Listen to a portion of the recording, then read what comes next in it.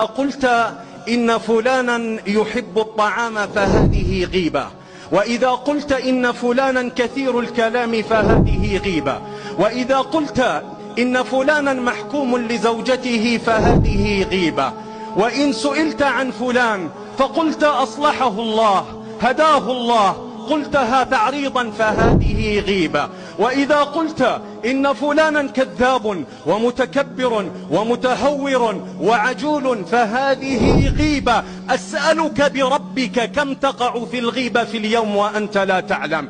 كم من بيوت دمرت بسبب الغيبة، وكم من نساء طلقت بسبب الغيبة، وكم من أزواج سجنت بسبب الغيبة، وكم من نساء أملت بسبب الغيبة، وكم من أطفال يتمت بسبب الغيبة، وكم من مشاجرات وقعت بسبب الغيبة، وكم من أرزاق وقعت وقطعت بسبب الغيبة.